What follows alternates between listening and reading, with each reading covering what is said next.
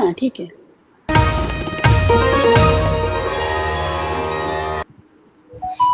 नमस्कार, the daily show में आपका स्वागत है। मैं हूं मुकेश कुमार।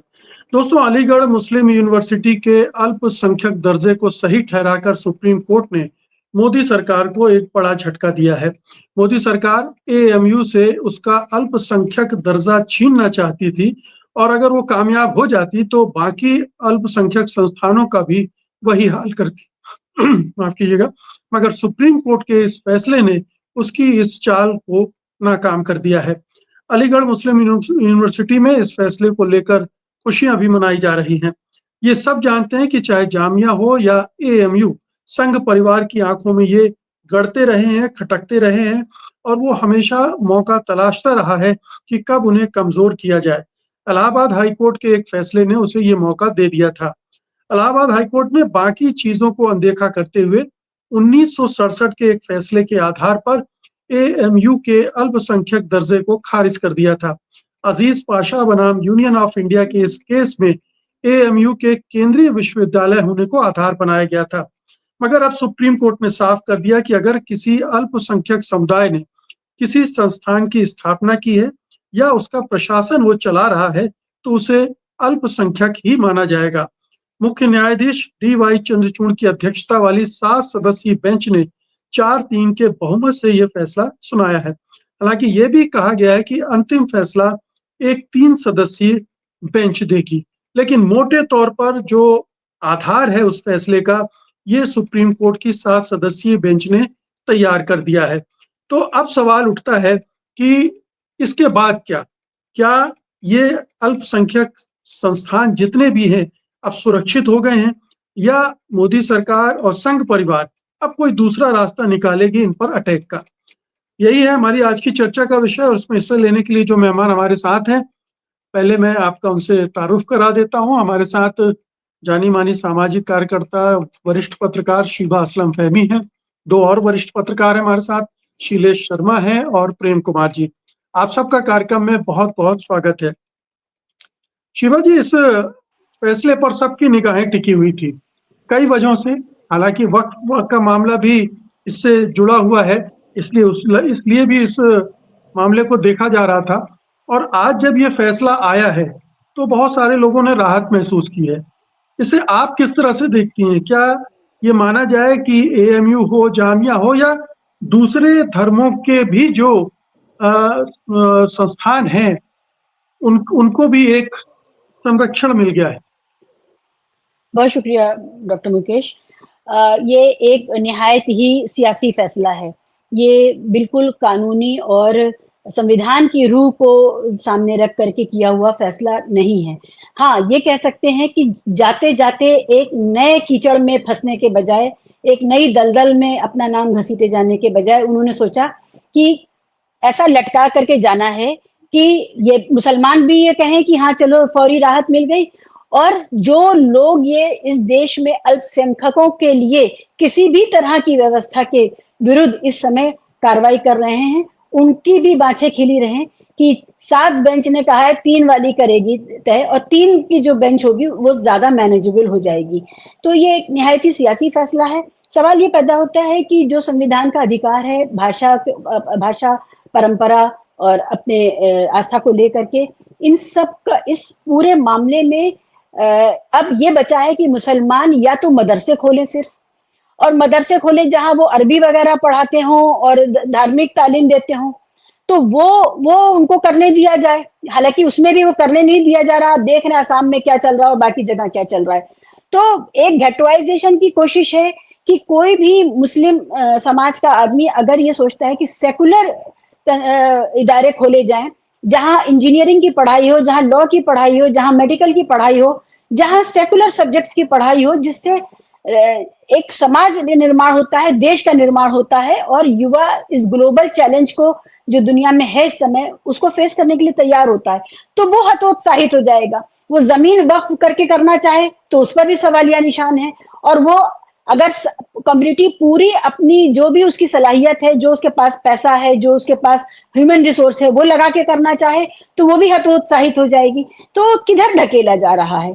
ये बहुत साफ सुथरा फैसला आ सकता था। ये वो मौका था जब ये बेंच ये तय कर देती कि गिनती के उंगलियों पे गिनने लायक 3 या 4 इंस्टीट्यूशंस हैं कुल मिलाकर के, उनको ये उनका दर्जा खत्म करके और पूरे समाज को ये मैसेज दे करके कि आप अपने लिए कोई व्यवस्था शिक्षा की भी नहीं कर सकते हैं, जबकि शिक्षा नहीं है इसका ताना हर समय मारा जाता है। तो ये निहायत ही पॉलिटिकल फैसला है, आकाओं को खुश करने वाला फैसला है। मुसलमान सिर्फ एक लंबी और थकाने वाली जद्दोजहद के लिए, सांस लेने के लिए उसके पास इतना मौका है कि थोड़ी सांस ले लीजिए। उनके हाथ में होगा अगला चुनाव देखें या अगला कौन सा वो मौका देखें कि इसको फिर से जिन को बाहर निकाल दें और कहें कि अब फिर से एएमयू पर बहस होगी, और फिर उसी तरह से जामिया और बाकी सारे इंस्टीट्यूशंस भी अगर एक दो और हैं तो वो भी उसकी जद में आ जाएंगे। तो मुझे निराशा हुई है इस फैसले से। जी जी प्रेम जी, ये तो सही बात है कि चंद्रचूड़ कोई निर्णायक फैसला नहीं देते हैं, वो आधा अधूरा फैसला देते हैं और उस फैसले से आमतौर पर सरकार को ही लाभ होता है। इस फैसले में क्या आपको लग रहा है कि वैसा ही कुछ हुआ है, या चूंकि जो पहले 3 जजों की बेंच थी उसने ही बड़ी बेंच से ये दरखास्त की थी कि इस मामले में स्पष्टता दी जाए, और वो स्पष्टता इस बेंच ने दे दी है। 1967 वाले जो उसका जो फैसला था उसको रद्द कर दिया। अब वो आधार नहीं हो सकता है, और जब वो आधार नहीं है तो अब तो एक ही रास्ता बचा उस बेंच के पास कि आप स्वीकार करें कि एएमयू हो, जामिया हो या कोई दूसरा अल्पसंख्यक इदारा हो, वो अल्पसंख्यक दर्जा उसका बना रहेगा। जी, शुक्रिया मुकेश जी। आपके ही चैनल पर मैं पहले भी चंद्रचूड़ मॉडल ऑफ जस्टिस की बात कर चुका हूं। ये चंद्रचूड़ मॉडल ऑफ जस्टिस है जिसमें फैसला होता है, और इस मामले में तो नहीं लेकिन बाकी मामलों में गुनाह भी पकड़ लिया जाता है लेकिन गुनाहगार को छोड़ दिया जाता है। तो इस मामले में भी लगभग वैसा ही हुआ है। पहले को जल्दी से मैं गिनाऊं तो जैसे बाबरी विध्वंस का मसला था, उसके बाद जस्टिसेस जाकर के जश्न मना रहे थे, ये भी हमारे पास तस्वीरें थी। और उसमें एक था फैसला कि भाई जो बाबरी मस्जिद गिरी इसको उसमें बताया गया था कि गलत तरीके से गिरा, लेकिन उनको पनिश नहीं किया गया, फिर उनको हर्जाना भी दिया गया। इसका मतलब मान भी रहे थे कि वो कुछ गलत हुआ है, लेकिन फिर भी उनको ही जमीन दी गई जो कि जिन पर आक्रमण का आरोप था। ये एक था। इसके बाद महाराष्ट्र का फैसला है जिसमें ये बताते हुए कि ये सरकार जो है गैर कानूनी है, फिर भी आप देखिए उस सरकार को बचाए रखा गया, बनाए रखा गया। चंडीगढ़ का मसला है, चुनाव बदल गया, पलट गया, दिख गया किसने गलत तरीके से, उसी व्यक्ति ने चुनाव को बदला जिस पर निर्वाचन की जिम्मेदारी थी, फिर भी उस व्यक्ति का कुछ नहीं हुआ, किसी को कोई सजा नहीं हुई। ऐसे बहुत सारे उदाहरण हैं जिसमें चंद्रचूड़ जी शामिल रहे हैं। तो और वो ऐसा ही एक और मॉडल जो है हमारे सामने, उसी मॉडल की एक और कड़ी है वो सामने आई है। देखिए उनके पास विचार के लिए क्या था कि ये जो एएमयू है उसका जो अल्पसंख्यक दर्जा है बरकरार रहना चाहिए कि नहीं रहना चाहिए। तो वो 1967 के आदेश को उन्होंने पलटा, तो इसका मतलब संविधान के हिसाब से बरकरार रहना चाहिए उनका माइनॉरिटी का दर्जा। फिर भी उस पे ये पेंच लगा दिया गया कि प्रक्रियात्मक तरीके से जो कुछ बातें हैं उसको तय करने के लिए एक और कमेटी गठन करे, तो फिर एक और खंडपीठ इसको देखे। तो ये जो है रेगुलर बेंच जिसको बोलते हैं, तो ये जो फैसला है, यानी फैसला दे करके भी आप फैसला नहीं दे रहे हैं। ये वही बात हो जाती है, महिलाओं को 33% आरक्षण सदन ने दे दिया लेकिन फिर भी आज तक मिला नहीं। तो वहां तो है कि कभी मिलेगा, लेकिन यहाँ तो आप रिविजिट होगा फैसले पर ना, कि कॉन्स्टिट्यूशनल राइट है उसको संवैधानिक दर्जा मिले या ना मिले, इस पर रिविजिट होगा। तो फिर क्या 7 सदस्यों की खंडपीठ का एक लाइन का अगर फैसला देके तो उससे छोटी पीठ या रेगुलर पीठ रिविजिट करेगी उस फैसले पर? ये भी एक क्वेश्चन है अपने आप में। चाहे प्रक्रिया के द्वारा आप उससे छीन लीजिए माइनॉरिटी इंस्टीट्यूशन का, या सिद्धांत के आधार पर छीन लीजिए, लेकिन सिद्धांत के आधार पर आपने बरकरार रखा अनुच्छेद 30 के तहत, और आप प्रक्रिया के तहत आप एक और मौका देते हैं कि आप उससे संवैधानिक दर्जा छीन सकते हैं।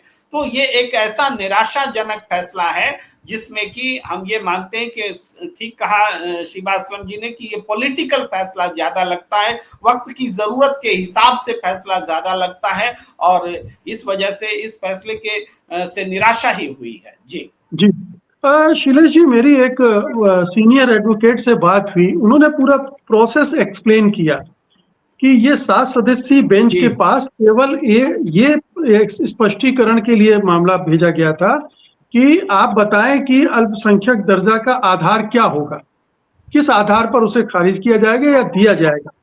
उसके उसकी जो लिमिट थी वो यही थी। अब फैसला 3 सदस्यीय बेंच को देना है, लेकिन इस फैसले के आलोक में देना। इसीलिए एएमयू हो या दूसरे जो मुस्लिम लीडरान भी हैं, वो भी सेलिब्रेट कर रहे हैं इस फैसले को कि ये फैसला तो हो गया है। यानी अब जो 3 सदस्यीय बेंच होगी वो इसको पलट नहीं सकती, वो उलट नहीं सकती। कहीं ना को अब ये कोई ऐसी बेंच बना दी जाए जो कुछ भी उस तरह से घुमा दे मामलों को, तो ये पॉसिबल है इस निजाम में, अब ये कुछ हो सकता है। लेकिन ये जो खारिज कर दिया है, क्या इसको उलटना अब आसान होगा किसी भी बेंच के लिए?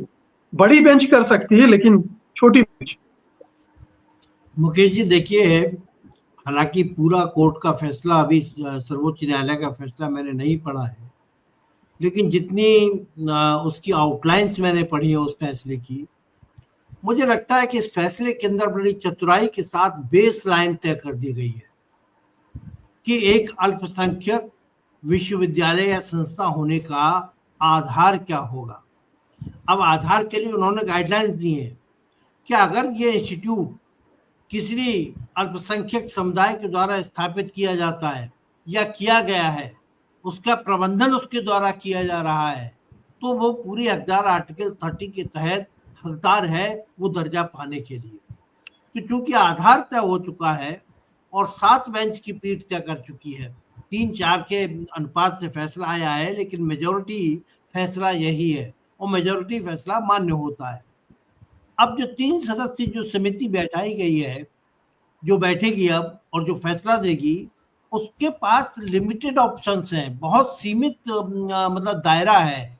उसे केवल ये तय करना है कि वास्तव में इसकी स्थापना कब हुई, कैसे हुई, किसने की, क्या वो मुस्लिम समुदाय के थे, क्या भी अल्पसंख्यक समुदाय के थे, अगर थे तो उसके लिए बाध्यता होगी कि वो ये सुनिश्चित करे कि इसको अल्पसंख्यक का दर्जा दिया जाए। आप इसके इतिहास में जाइए, ये पहले मुस्लिम कॉलेज करके स्थापित हुआ और वो मुस्लिम संप्रदाय के द्वारा ही स्थापित किया गया। उसका प्रबंधन आज तक अल्पसंख्यक द्वारा संचालित हो रहा है। तो जब परिस्थितियां बिल्कुल साफ हैं, तो मुझे लगता है कि जो अल्पसंख्यक समुदाय में जो खुशी का जो माहौल है, मुझे नहीं लगता कि 3 सदस्यों की पीठ इस फैसले को बदल पाएगी। मुख्य न्यायाधीश ने बड़े चतुराई के साथ अपने आप को, क्योंकि अंतिम दिन है उनके कार्यकाल का, वो बाहर जा रहे हैं, अब नया कोई चीफ जस्टिस आने वाले हैं खन्ना, वो देखेंगे सारे मामले को और वो तय करेंगे कि 3 सदस्यीय पीठ कौन सी होगी, किस पीठ को सौंपा जाएगा। जो वर्तमान जो व्यवस्था है उसमें किसी भी प्रकार की संभावना से मैं ये आशंका व्यक्त कर सकता हूं कि उससे इनकार नहीं किया जा सकता। कोशिश होगी, निश्चित रूप से कोशिश होगी, लेकिन वो कोशिश कामयाब होगी या नहीं होगी।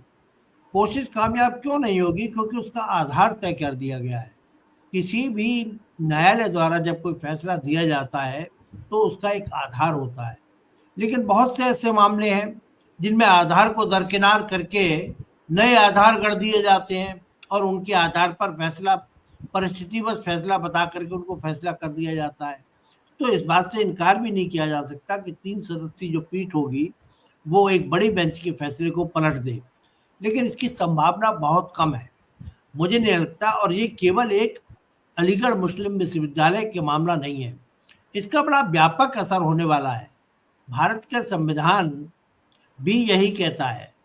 आप देखिए, आप जिस तरीके से संघ और भाजपा निरंतर इस बात की कोशिश कर रही है, चाहे वो धार्मिक स्थल हों, चाहे वो शैक्षणिक संस्थान हों, उनके स्वरूप को बदलने की कोशिश में जुटी हुई है। वो राजनीतिक हमले हो रहे हैं उनके ऊपर, उनके ऊपर आर्थिक हमले हो रहे हैं, उनके ऊपर दूसरे तरीके से दबाव बनाए जा रहे हैं। तो मुझे लगता है कि अगर ये फैसला इस तरीके से 3 सदस्यों की पीठ नहीं करती है तो ये हमले और तेज हो जाएंगे और वो देश के आने वाले समय के लिए घातक होगा। हमें ये नहीं भूलना चाहिए कि देखिए, जो बॉन्ड जारी करने का जो फैसला किया था सरकार ने, वो इसी चीफ जस्टिस ने उस फैसले की आलोचना करके उस फैसले को रद्द कर दिया और उसको असंवैधानिक घोषित कर दिया। तो हम केवल इस आधार पर आलोचना करें कि वो आधा अधूरा फैसला देते हैं। हर पीठ की अपनी कुछ सीमाएं होती हैं और सीमाओं के अंदर उनको उस दायरे के अंदर जो ज्यूरिडिक्शन है उस ज्यूरिडिक्शन के अंदर फैसला देना होता है। मुझे लगता है कि सर्वोच्च न्यायालय के पास जो विचार के लिए जो मुद्दा आया और जो उसका ज्यूरिडिक्शन का, उस ज्यूरिडिक्शन के तहत, उस अधिकार के तहत उन्होंने सही फैसला किया है और इस फैसले को मेरी उम्मीद बिल्कुल ना के बराबर है कि 3 सदस्यों की जो नई पीठ होगी, रेगुलर जो बेंच होगी, जब इसको सुनेगी तो मुझे नहीं लगता वो इस फैसले को बदल पाएगी। जी, लेकिन शिवा जी, मैं आपकी आशंकाओं से सहमत हूँ।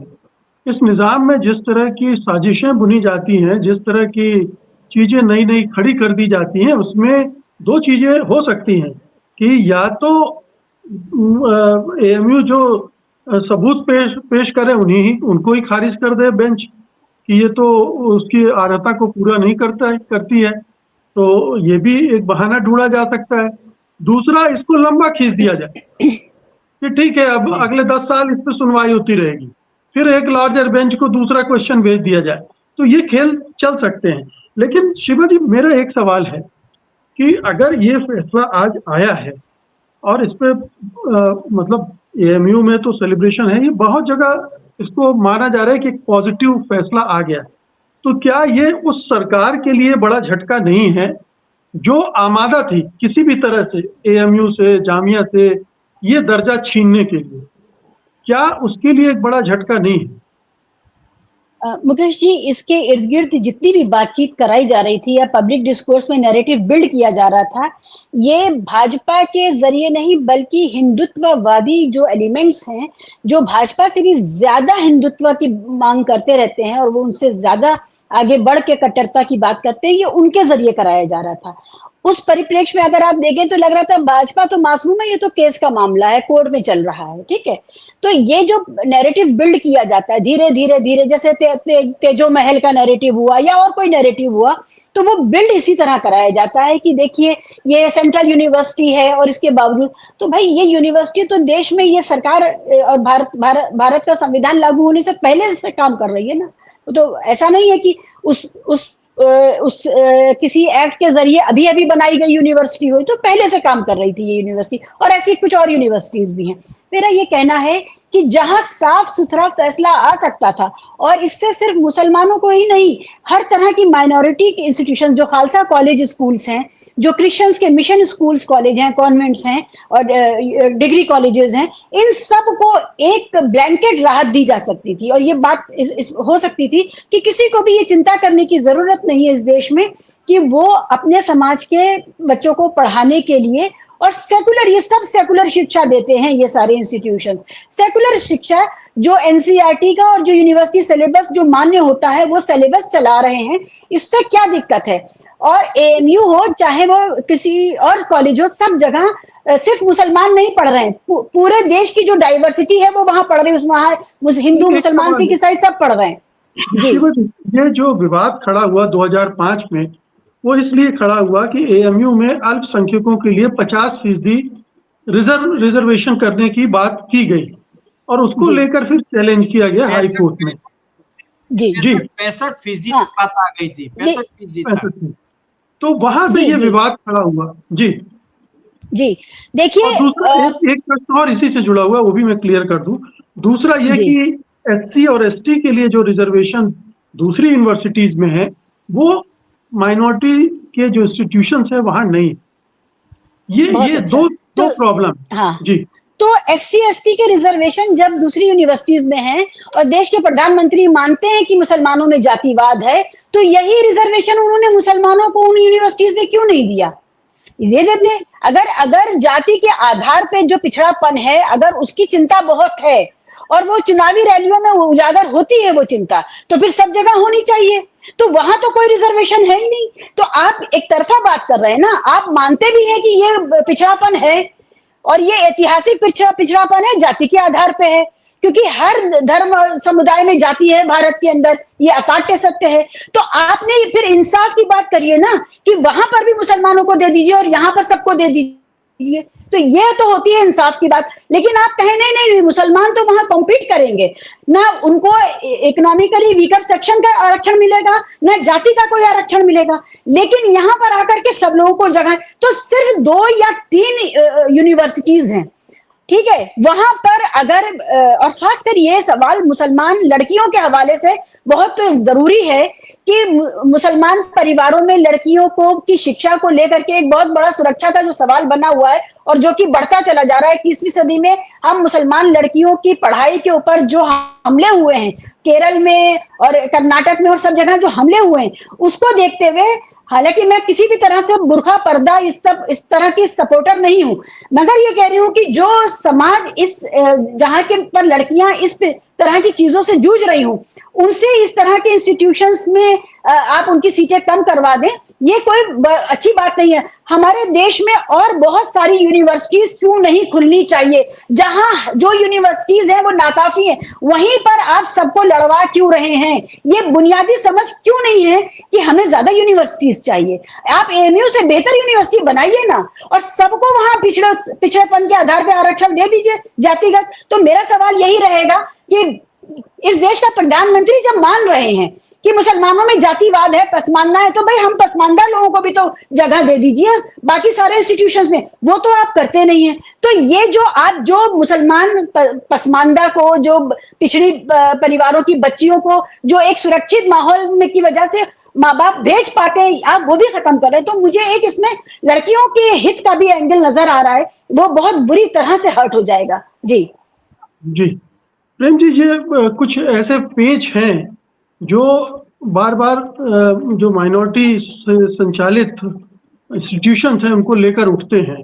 जैसे अब ये सेंट्रल यूनिवर्सिटी है, इसलिए वहाँ जो तमाम सेंट्रल यूनिवर्सिटीज में अगर एसटी एससी के लिए रिजर्वेशन है तो यहाँ क्यों नहीं होना चाहिए? एक दूसरा, अभी जो 65% रिजर्वेशन की बात की गई माइनॉरिटीज के लिए, महिलाओं का एक प्रश्न जरूर शिवा जी ने उठाया, लेकिन जब इस तरह की चीजें होती हैं तो फिर ये सवाल उठाने का मौका मिल जाता है दूसरे पक्ष को कि ये फिर सबके लिए कहाँ हुआ।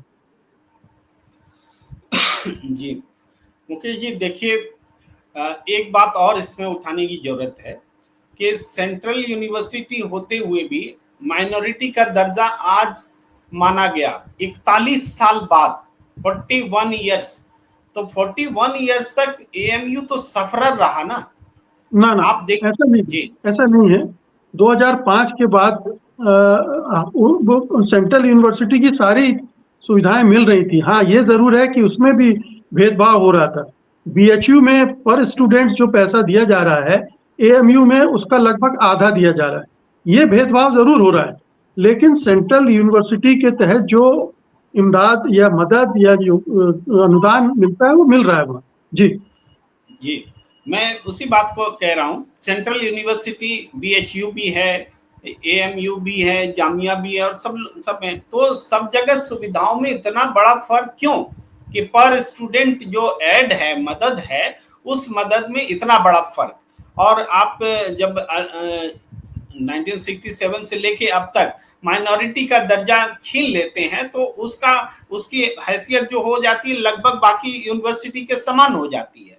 मगर आप एक्सपेक्टेशन बाकी यूनिवर्सिटी की तरह ही रख रहे हैं, जबकि माइनॉरिटी का जो दर्जा है उसके साथ ये ये यूनिवर्सिटी खड़ा भी रहा और खड़ा रहना चाहता भी है, और सुप्रीम कोर्ट ने उस पर मुहर भी लगाई है। तो अब ऐसे में जो रिजर्वेशन का सवाल है, क्या पूरे देश के सारे माइनॉरिटीज इंस्टीट्यूशंस जो सेंट्रल यूनिवर्सिटी हो ना हो उस बात को अलग रखते हुए उन सब जगह क्या रिजर्वेशंस को लागू किया जाना चाहिए? ये एक बड़ा प्रश्न है, एक बड़ा प्रश्न है। और जब उसको लागू किया जाएगा तो फिर मुसलमानों को जो आरक्षण नहीं मिल रहा है, जो बात शिवाजी कह रही है, उसके साथ ही इस प्रश्न का निदान होगा। ऐसा नहीं होगा कि एक प्रश्न का उत्तर दे दिया जाए और दूसरे पर मौन रखा जाए।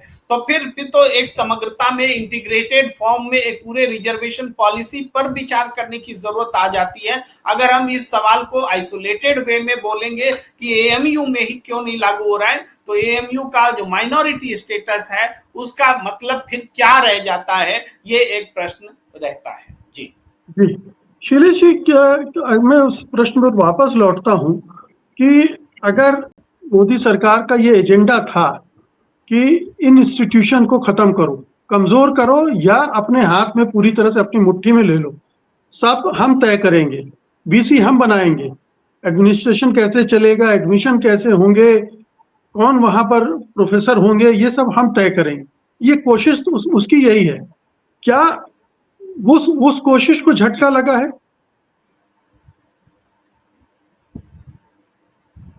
निश्चित रूप से देखिए मुकेश जी, पहले तो ये समझ लीजिएगा कि जब बात आती है हिंदू, मुसलमान, सिख, ईसाई, बौद्ध, तो हिंदू धर्म में जो जातियां हैं उन जातियों के आधार पर उनको देखते हैं, हिंदू धर्म के तौर पर नहीं देखते, और उसी आधार पर, जातियों के आधार पर उनको आरक्षण का लाभ दे दिया जाता है। जब मुस्लिम्स की बात आती है या सिख की बात आती है या बौद्ध की बात आती है या क्रिश्चियंस की बात आती है, तब उनके अंदर, देखिए कास्ट उनके अंदर भी होती है, ऐसा नहीं है कि कास्ट नहीं होती है, सिखों को तो मिला हुआ है, के आधार पर सिखों को आरक्षण मिला हुआ है, जो उनकी कुछ राज्यों में मिला हुआ है, कुछ राज्यों में मिला हुआ है। देश की जो एक सार्वभौमिक व्यवस्था है, उस व्यवस्था के अंदर इस तरह का प्रावधान नहीं है। आज ये मुद्दा क्यों उठ रहा है? ये इसीलिए मुद्दा उठ रहा है क्योंकि जब अलीगढ़ मुस्लिम विश्वविद्यालय में मुस्लिम छात्रों के लिए 50%, उसके बाद 65% आरक्षण की बात उठी, तो ये विवाद सबसे पहले न्यायालय के सामने पहुंचा। तो ये जो आरक्षण का मुद्दा है, इसके अंदर देखिए सरकार जब से 2014 के बाद से देखिए ये आक्रमण तेज हो गए हैं। ये आक्रमण क्यों तेज हो रहे हैं? क्योंकि वो उस चीज को बिल्कुल मिटा देना चाहते हैं, उस पर पूरा अपना नियंत्रण कर लेना चाहते हैं, अपने लोगों को बैठा देना चाहते हैं। विपक्षी दल तमाम तरह के आरोप लगाते रहे हैं, खासतौर से कांग्रेस ने बार बार आरोप लगाया है कि चाहे वो जवाहरलाल नेहरू विश्वविद्यालय हो या दूसरे विश्वविद्यालय हो। आरोप नहीं, ये सच्चाई है, हम देख रहे हैं कि हर जगह, और मैं तो यहाँ भुक्तभोगी बैठा हूँ, मैं तो भुगत चुका हूँ, इसलिए मैं कह सकता हूँ यकीन के साथ कि यही हो रहा है, हर जगह संगी बैठाए जा रहे हैं। जी हाँ, बिल्कुल उनको बैठाया जा रहा है।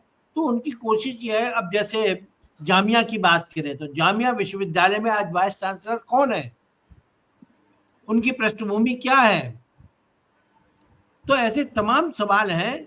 तो मुझे लगता है कि ये एक पूरा षड्यंत्र है, और जैसे एक बड़ा जो शातिर बदमाश होता है वो जेल के अंदर बंद रहता है, लेकिन वो जेल में बैठ कर के अपराध कराता रहता है। जैसा शिवा साहब ने कहा, मैडम ने कहा कि भाई भाजपा सामने नहीं आती है, लेकिन जो कट्टर हिंदूवादी लोग हैं वो इस मुद्दे को उठाते हैं। तो जो शातिर लोग होते हैं वो खुद सामने नहीं आते हैं, वो उनके बहुत से ऐसे विंग्स हैं जो विंग सामने आकर के उन चीज़ों को अंजाम देते हैं। ये केवल एक किसी व्यक्ति, किसी राजनीतिक दल का खेल नहीं है, ये पूरी सोची समझी एक साजिश का हिस्सा है, और ये हिस्सा बहुत लंबे समय से इसकी साजिश रची जा रही है। दुर्भाग्य से उनको वो अवसर नहीं मिला। 2014 के बाद से जब से अवसर मिला, उनकी हर संभव कोशिश हुई कश्मीर के अंदर 370 खत्म करना, विश्वविद्यालय का मामला आया, या दूसरी जगह ऐसे लोगों की नियुक्तियों का सवाल हो, तो इस सरकार ने हर संभव वो कोशिश की जो अल्पसंख्यकों को, वो केवल मुस्लिमों की बात नहीं है, सिखों की भी बात है, बौद्धों की भी बात है, ईसाइयों की भी बात है। अरे आप जरा केरल की तरफ देखिए कि केरल में किस तरीके से वहाँ दमन किया जाता है। मणिपुर में देख चुके हैं, मणिपुर में तो देख ही रहे हैं, अभी बंद नहीं हुआ। आपके सामने सबसे ज्वलंत उदाहरण है, और देश के प्रधानमंत्री के पास इतना समय नहीं है कि एक बार जाकर के उन महिलाओं या वहाँ के पुरुषों की या युवाओं की व्यथा को सुन सकें। तो ये दुर्भाग्यपूर्ण स्थिति है, लेकिन ये कब तक चलेगी ये कहना मुश्किल है। जहाँ तक अदालत का प्रश्न है, ये बिल्कुल सही है कि अदालतों को अपने तरीके से फैसले देने के लिए तैयार किया जाता है। और मैं खुले तौर पर कह रहा हूं, मैं सर्वोच्च न्यायालय ने जिस वक्त अयोध्या मामले में फैसला दिया, मैं आज तक ये नहीं समझ पाया कि उस वक्त के तत्कालीन मुख्य न्यायाधीश को इस बात की क्या जल्दी थी कि चलते चलते उन्होंने कहा कि मैं इतने दिन के अंदर इसकी कार्रवाई को पूरा करके आज में जाने से पहले इस फैसले को सुनाऊंगा। क्यों नहीं उस फैसले, क्योंकि डील हो चुकी थी। अब मैं सीधा यार हूँ, दिख गया ना, हम तो आप कैच हो सकते हैं। अब ये कंटेम्प्ट ऑफ कोर्ट का मामला नहीं बनता है, अब सीधे सीधे देख लिया क्विड प्रो क्यों तो सामने है हमारे, तो अब तो कोई संदेह नहीं उसमें जी। तो वो जिस तरीके से, तो ये बात सही है कि 3 सदस्यों की जब बेंच बनेगी, अब उसमें 3 सदस्य कौन होंगे, उनकी विचारधारा क्या होगी, उनकी पृष्ठभूमि क्या होगी, कितना दबाव सत्तारूढ़ दल का उनके ऊपर होगा, ये देखने की बात होगी। ये आपने बहुत अच्छी बात कही कि वो उस आधार को ही खारिज कर दें कि भाई जो आप तथ्य ला रहे हैं उन तथ्यों की बुनियादी तौर पर पुष्टि नहीं होती, तो आप क्या करिएगा। तो इस तरह के रास्ते खोजे जाएंगे, लेकिन या उसको लटकाया जा सकता है, ये भी बात बिल्कुल आपकी ठीक है। लेकिन मुझे लगता है कि सर्वोच्च न्यायालय ने जो दायरा तय कर दिया है, उस दायरे से बाहर निकलने की, भले ये 10 साल उसको लटका दें, 5 साल लटका दें, 7 साल लटका दें, लेकिन उस दायरे से बाहर नहीं जा सकते, क्योंकि या तो उससे बड़ी बेंच बैठती, क्योंकि ये छोटी बेंच है, तो छोटी बेंच बड़ी बेंच के फैसले को पलट नहीं सकती है, और चूंकि पलट नहीं सकती है इसलिए उसके आधार पर ही उसको फैसला करना होगा, उसको लंबा खींच सकती है। तो मेरा मानना है कि हमें प्रतीक्षा करनी चाहिए और ये देखना चाहिए कि 3 सदस्यों की जो नए चीफ जस्टिस आएंगे वो कौन सी बेंच का गठन करेंगे, उसमें कौन न्यायाधीश बैठेंगे, उन न्यायाधीशों की पृष्ठभूमि क्या है, उनके पिछले फैसले किस तरीके के रहे हैं, और इन सब के आधार पर मुझे लगता है कि हम किसी निर्णय तक पहुंच पाएंगे। जी, तो शिवा जी, आप जो शुरुआत में आपने बात कही थी कि ये सियासी फैसला है और एक चतुराई भरा फैसला है, उसमें गुंजाइश छोड़ी गई खेलने की सत्ता के लिए कि वो कहां से क्या निकाल लेंगे और उसका इस्तेमाल कर लेंगे, ये आशंका बनी हुई है इस फैसले के बावजूद, ये आपका मत है? जी, देखिए मैं इसका एक इंटरप्रिटेशन ये है कि सरकार को कोई झटका उटका नहीं लगा। जी। नहीं, कोई सरकार को कोई झटका नहीं लगा। देखिए, जिस तरह से राम मंदिर का मामला अब पटा गया, खत्म हो गया, और एक भी जब फैसला आया तब भी मुसलमान शांत रहा। जब बाबरी मस्जिद जब मंदिर बन गया तब भी कोई दिक्कत नहीं हुई। देश ने, सबने, कांग्रेस सब खड़े हो गए, सबने कहा बहुत अच्छा, बहुत अच्छा। अब उनको लग रहा मंदिर की राजनीति से कुछ खास निकल नहीं रहा है, और उससे ज्यादा जो अयोध्या में और मथुरा में और जो ये लोग मंदिर तोड़ रहे हैं बनारस में, उसका हिंदू जनता ने विरोध कर दिया है।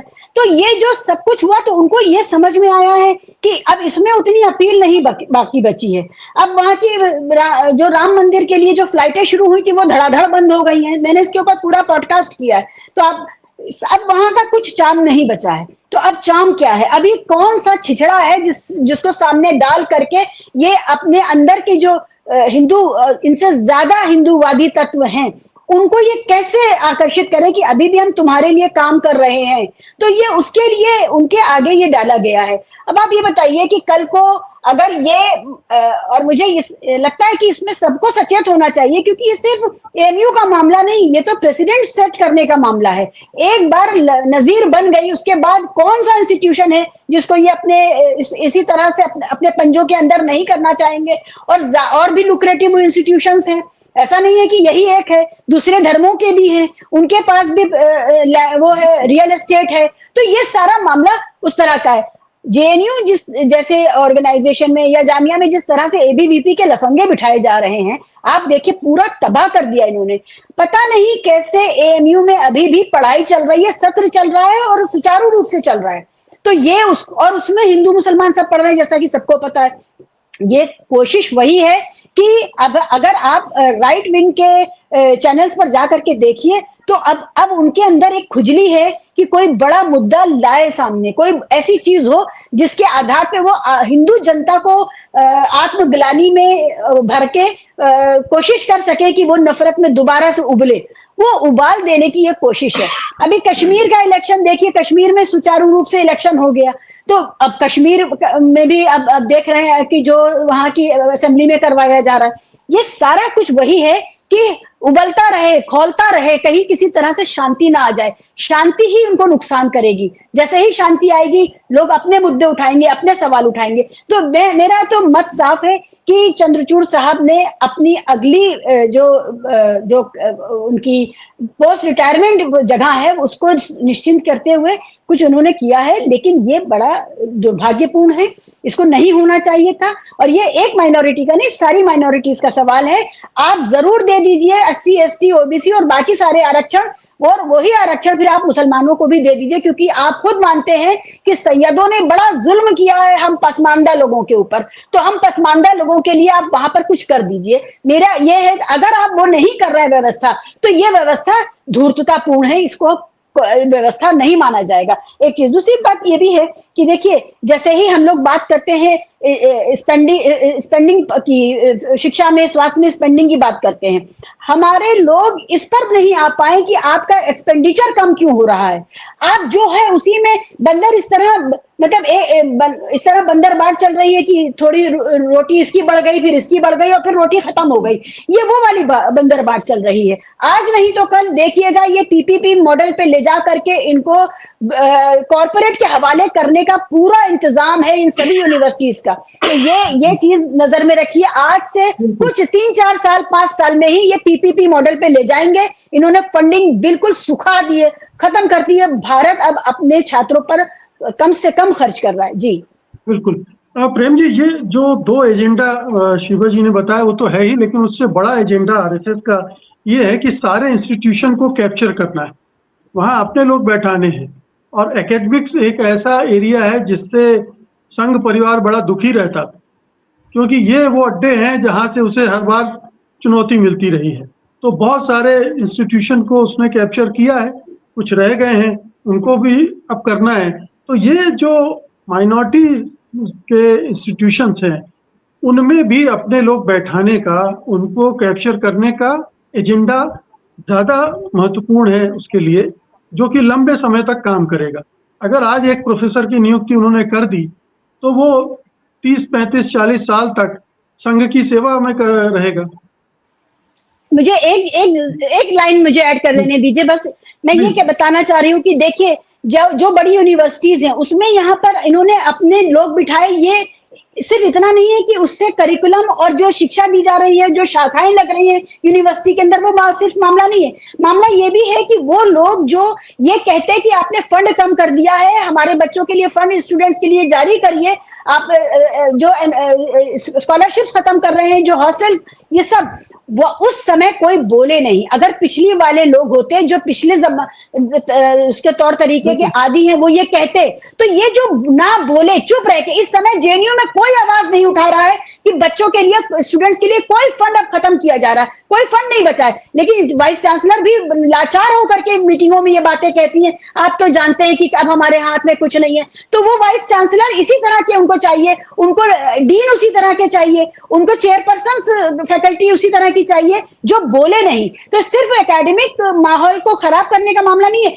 एडमिनिस्ट्रेटिवली शांति हो जाए, जो हम कर रहे हैं होता रहे। और JNU के जो आपको पता है कि वो किराए पर उठाने की बात चल रही है, किराया लेने की बात चल रही है। अभी किराए से शुरुआत हुई है, ये किराए पे खत्म नहीं होगा, ये अभी बेचा जाएगा पूरी तरह। रियल एस्टेट है साउथ दिल्ली में इतना बड़ा। बिल्कुल बिल्कुल। जी प्रेम जी, छोटी सी टिप्पणी, कार्यक्रम खत्म हो रहा है तो मैं आप दोनों की छोटी छोटी टिप्पणियां चाहूंगा। जी जी। एक बात तो आप जो कह रहे हैं वो सैद्धांतिक रूप से बिल्कुल सही है कि जो एजुकेशनल इंस्टीट्यूशंस है वहां पर अपने वैचारिक धरातल को मजबूत करने के लिए अपने लोगों को बिठाना, क्यूरिकुलम बनाना, इवन सिलेबस में चेंज करना, सिलेबस को अपने कथित एजेंडे के अनुरूप बनाना, ये सारी चीजें जो हो पा रही है उन जगह पर करने में दिक्कत हो रही जिसका स्टेटस माइनॉरिटी का है, या जो स्ट्रगल कर रहे हैं अपनी माइनॉरिटी का स्टेटस बनाए रखने के लिए। एक बात इसमें और भी है कि जो हम लोग थोड़ी देर पहले SC ST रिजर्वेशन की कर रहे थे, वो ये कि SC ST रिजर्वेशन देना या नहीं देना ये भी कोर्ट के फैसले के हिसाब से चल रहा है। 2006 में सुप्रीम कोर्ट ने ये व्यवस्था दी हुई है कि माइनॉरिटी जो यूनिवर्सिटीज हैं उसमें SC/ST का रूल नहीं लगेगा और को स्टेटस बना रहेगा, इस तरह का फैसला था। उसी में एक बात और भी आता है कि किसको रिजर्वेशन दिया जाता है, जो स्पेशल कैटेगरीज में आए, जो डिप्राइव्ड है, तो माइनॉरिटीज तो स्वयं इस कैटेगरी में आता है, तो वो फिर किसी और को रिजर्वेशन दे, वो फिर और किसी को स्पेशल माने। तो अगर मान लीजिए AMU में 50% मुसलमानों को रिजर्वेशन दिया गया, तो ये जो फैसला कोर्ट में गया और चर्चा हुई, तो वो ये जो मसला है ये वास्तव में माइनॉरिटीज को एक अधिकार को प्रोटेक्ट कर रहा है, जो उसका वास्तव में उसके खड़ा होने का कारण है। तो अगर उस कारण के खिलाफ में जाकर के हम बात करेंगे कि आप SC/ST को दे दीजिए, तब ये फिर बहुत, पहले भी मैंने कहा, तब बहुत बड़े विचार की और नए सिरे से पूरे रिजर्वेशन पॉलिसी को देखने की जरूरत होगी, क्योंकि माइनॉरिटी तो स्वयं डिप्राइव्ड है, स्वयं स्पेशल है जी। और ये पेंडोरा बॉक्स खोला तो सरकार और फंस जाएगी। शैलेश जी, मैं बहुत छोटी सी टिप्पणी करूंगा। देखिए, ये पूरी एक बहुत बड़ी साजिश है, और साजिश है भारतीय संविधान को समाप्त करने की। किसी भी देश की व्यवस्था या उसके संविधान को अगर समाप्त करना है तो वहाँ की शिक्षा नीति, वहाँ की संस्कृति को आप समाप्त कर दीजिए, वो संविधान अपने आप धराशायी हो जाएगा। शिक्षण संस्थाओं का हाल आप देख रहे हैं, जो नई शिक्षा प्रणाली आई है वो उसको देखिए आप कि किस तरीके से बच्चों की परीक्षाएं ली जा रही हैं, ऑब्जेक्टिव पेपर्स कर दिए गए हैं, बच्चों को कुछ पढ़ाया नहीं जा रहा है। उसी तरीके से हिंदुत्व के नाम पर पूरा जो संस्कृति है, भारतीय संस्कृति है, जिसमें सब मिलजुल कर के रहते थे, एक सेकुलर कॉन्सेप्ट था जो अपना, उस सेकुलर कॉन्सेप्ट को खत्म किया जा रहा है। तो एक बड़ी साजिश का हिस्सा है, और ये विश्वविद्यालय या फंड कम देना, ये उसके छोटे छोटे हिस्से हैं। मुझे लगता है कि ये जो बड़ा एक षड्यंत्र है, जब तक इस षड्यंत्र की में सेंध नहीं लगाई जाएगी, जब तक उसे नहीं तोड़ा जाएगा, तब तक इस देश को सुरक्षित और सेकुलर नहीं रखा जा सकता। जी शिवा जी, अंत में आप कुछ कहना चाह रही थी ब्रीफली? जी, जो प्रेम जी ने कहा, जो शैलेश जी ने कहा, उसको सिर्फ जोड़ना है कि देखिए, मणिपुर का जिक्र किया आप लोगों ने, और अभी BHU में लड़कियों के साथ क्या हुआ ये भी है। चलते चलते सिर्फ इतना एक दर्शकों के लिए भी, कि दर्जी नाप लेगा तो पुरुष दर्जी नाप नहीं लेगा, इसके लिए महिला आयोग एक्टिव हो गया। आप देख रहे हैं ना कहां पर एक्टिव होता है।